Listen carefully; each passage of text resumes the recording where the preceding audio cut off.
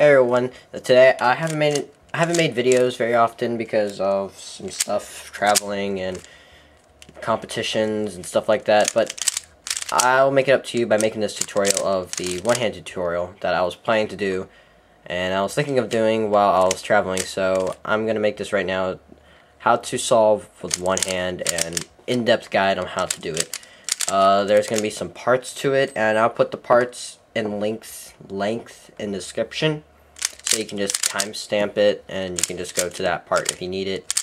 And I guess it'll help you if you don't understand OH or how to turn or any of that stuff, any of that complicated stuff about OH. So I hope you enjoy this tutorial on OH, and please just thumbs it up so people can see this tutorial and will watch it if they need help with OH. Let's look at the basics of OH. Now, OH, there's always fingers that are holding fingers and turning fingers, the fingers that move to make U or L moves.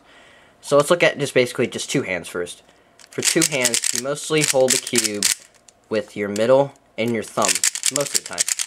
And then, so you do one hand, usually one hand holds it, or both hands when you're doing a U or U2 or anything like that.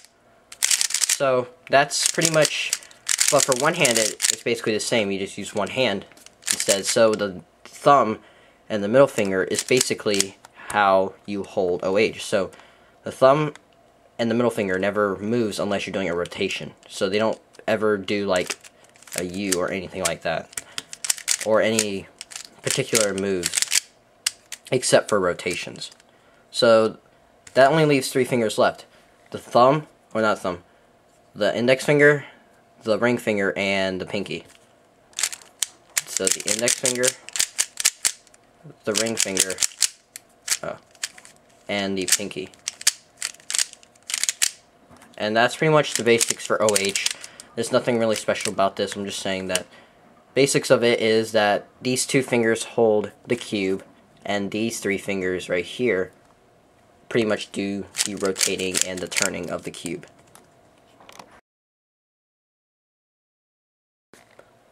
Picking a hand to use is probably the hardest part for OH. Now, there is the left and the right, obviously. Most people say use the left because you can do RU moves a lot easier, which is true. But the only reason why I use left hand, I did not know about this information until I went online about how to learn OH. Most people want to use left hand. Well, I already said it, but I use left hand because it was more comfortable. And like it felt more comfortable and stable, and I feel like I wasn't going to drop it. With my right hand, even though I use it for writing, such as writing and other stuff, throwing and everything, I still don't feel as comfortable with right hand.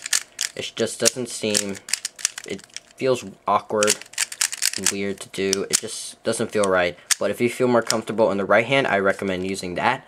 But if you feel more comfortable in the left, then yes, use the left. Most people do, some people do use left and right, but it doesn't really matter, so just choose one, and yeah, it's not a big deal about it. Just don't use left because everyone else uses it.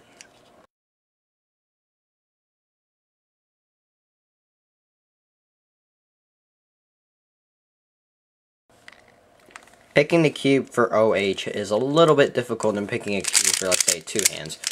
The reason why is that two hands, you can overshoot a little bit, but you have two hands to control how much it overshoots or overshoot at all. So it's very nice to have that flexibility of two hands to control the cube. But for one hand, you can't do that because you don't have much control for the other hand to stop the layer from overshooting. So it's a little bit harder to get and find the perfect cube for you. Now, I would recommend something that, one, does not overshoot like that, because then you can't move the pinky down like that. Now, I flicked it really, really hard to do that, to even move it that far. This cube is okay for OH right now. It's fine, but you don't want something that, like, when you just do like a regular flick, it goes out of alignment by that much or something, because then you can corner cut that with a die-in, but you cannot reverse cut that very easily. So the pretty much requirements is it turns well, obviously. It corner cuts decently, as in line to line like a Diamond Cube. Or maybe, and it doesn't overshoot as much. Like this Ling Yang I have. It's not great for 1OH. It does turn very nicely. It's super awesome. But it's not great for it because it overshoots. It overshoots really badly. Like that. I'm just actually regularly just flicking that. But it does overshoot. Sometimes you can reverse cut it. And when you do reverse cut it, you see I had a 2 there. Watch this. I'm going to do a regular U, and that's how far. That's a regular flick right there. You can also, if you want it to be an OH cube, you can also tighten a cube. That would be good. Tightening a cube, I guess, would control the cube from randomly just plowing and overshooting everywhere. So you want to find a cube that, I guess, turns well, like my Zanchi. Cuts corners decently, and reverse cuts would be nice too, just in case you need that extra leverage. Like about almost that much. You don't want to overshoot that much, and you want to turn accurately. Like it just lands perfectly in these holes, or maybe a little bit off. Probably half a cubey at the most off. So yeah, that's pretty much what the cube's requirements. Turns well. Corner cuts decently, and reverse corner cuts a little bit decently. Probably half a cubey would be nice, and it doesn't overshoot.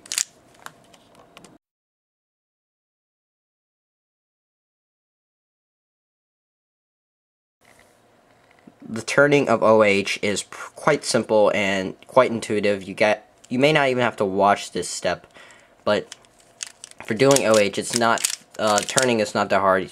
At the first, you may feel like a complete noob just trying to turn the cube because you have to use the table half the time. But in retrospect, you pretty much don't have to do that.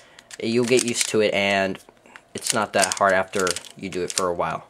So I'm just going to tell you what I do for turning for my left hand. So for U, or U prime, or just the U layer, let's just do U prime. Obviously, it's the index finger just doing that. With two hands, for U prime, you always use this anyways. So that's pretty easy. It's very simple, basic, and there's nothing special about it. Now for U prime, it's a little different. You can, what I do is I put my index finger on the back of this corner and flick it, or you can do that, which I find a lot harder. You can just push it like that for U. But for U, I just flick my finger back. And then for U2, I just do that instead of that, because that's slower than that. So for R, the U and R layer, for R I do what is it, the pinky? I just put my pinky here in the corner and just move it up. Pretty simple, nothing special. For R prime, it's a little different. You can do two ways. You can either do this, R prime. You can rotate your index finger to where it's right here, and just do R prime like that, which is a lot simpler. Or for R prime, you can use your pinky, then swing it down. You can do that, or you can do that. Or for R2, you can also do pinky, like that, or that. Either way, it's fine. Now, that's just turning for R and U layers. Once you have to do an L, a B, or a D. Now, for an L, what I do is I actually do like a Z rotation, because when I do a Z, let's say right now, let's say I want to do like L, just a regular L. Then I just move it like this. So now this L layer, it's white and red, so when I turn it, the L layer that used to be on the left is now on the up face. So now you can just move it. So you have it like this. So now you're basically turning L right now. But in retrospect, it's still, when you turn it, it's U now. So once you turn it back, you already turn L once. See?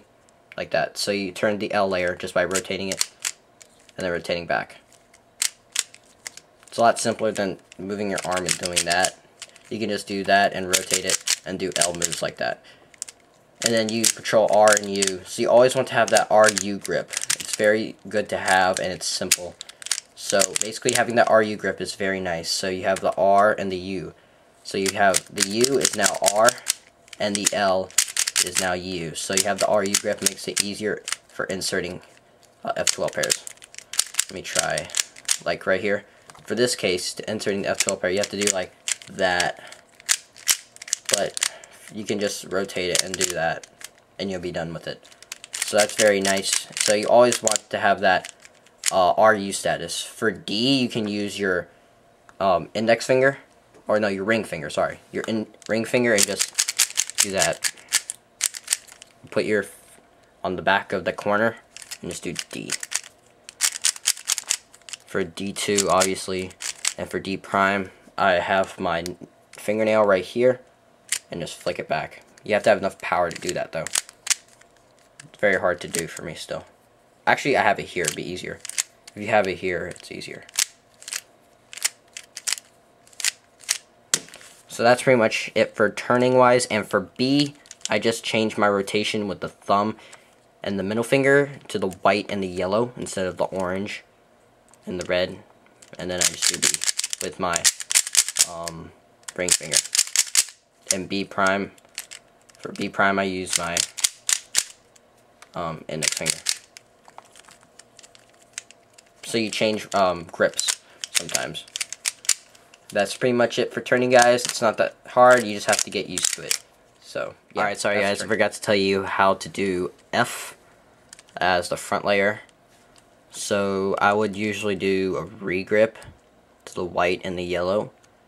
Then put my index finger under here and do an F. And then F prime, you just reverse that like that. So you'd put your index finger down here, do an F prime. So that's F. Thanks.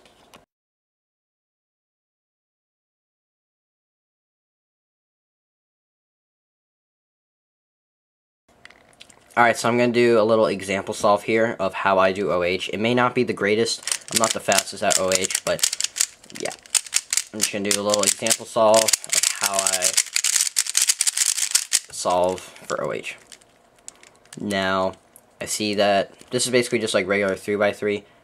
So, I see this blue and white here. You can just move it here.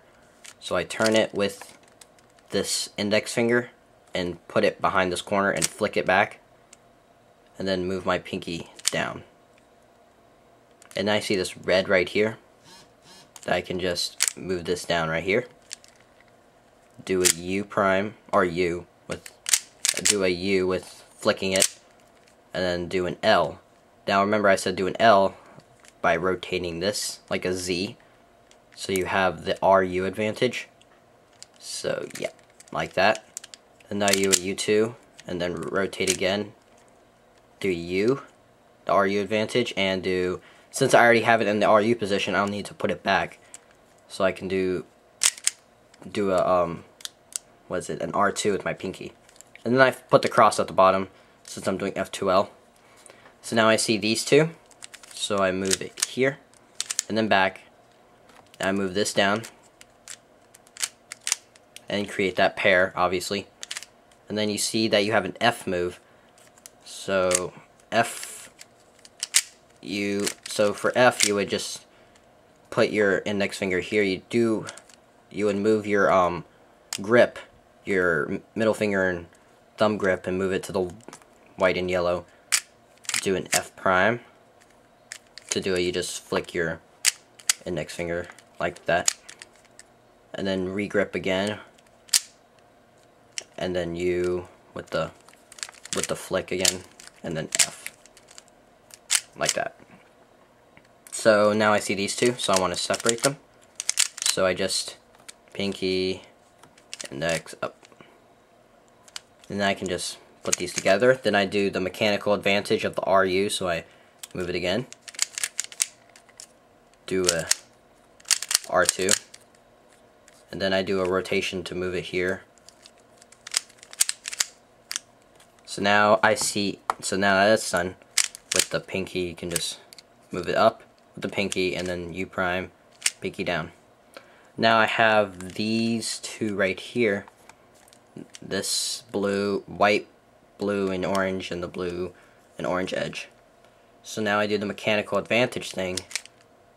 And yeah, I do the mechanical advantage thing and move this, do an R basically. In reality it's a U. So I put the cross on the left. And then I move it back, do a 2U, and then do the mechanical advantage again. And do the U with the index, then R prime with my pinky, and then U prime.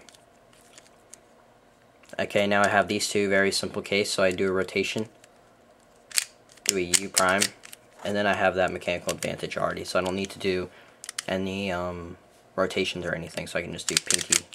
Or for you beginners, I guess you could do that. You can do that, or that. Either way. Then I have OLO, which I have no idea what it is, so I'm just going to do that. Actually, I'm going to show you something. For OLO and PLO, I guess you can do like, oh, I know this case, but anyways, you can do front like that, and then do another rotation, or regrip, and to do right, up, right inverted, up inverted, front inverted. Like that. And then OLO, 2-look, I guess.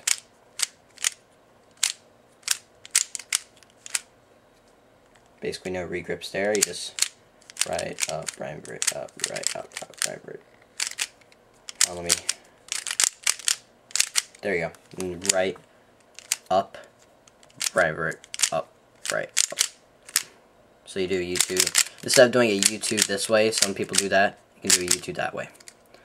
So now I have a PLO, I have no idea what it's called. I see that this needs to go here, so I move it that way. I do the algorithm X prime,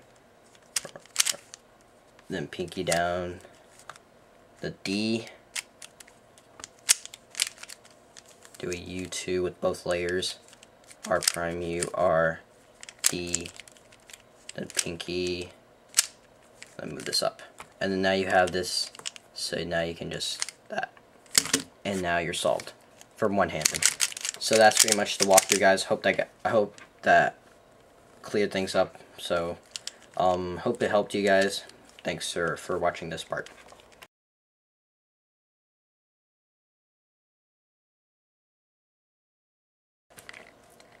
For practicing the first time, it's pretty hard to do. You have to use the table a lot, but I recommend try to use the table as least as possible. The only time you should ever use the table is probably when you're doing an H-perm, but there are other algorithms that will help you to do an H-perm, like this one for one-handed, like R2, U2, R, U2. I know it's not for one-handed, but it doesn't use the middle layers, so you don't have to use a table for that. And for a Z-perm, I learned that you can just do 2 edge cycles. And let me see if I can do it right. Ah, crap. Yep, Z-perm. There we go. Right here. So you have a Z-perm and you just do 2 UA perms. And then, yeah. So that's a Z-perm. So pretty much try to minimize your table use as much as possible. So that's not it pretty much. For practicing, let me see. Practicing, you probably don't want to time yourself very first thing. Probably be discouraged by that. That's how I was, so I stopped. Only reason why I got into it again is because I had to travel and I only had one hand holding the luggage, so I couldn't do 2 hand solves. So that's how I got back into it. So you may not want to time yourself. You may want to practice the position of time yourself. So I see my timer's off. So you just practice position. Just practice that position. It makes it easier to how do I say it? Solve and get used to OH solving.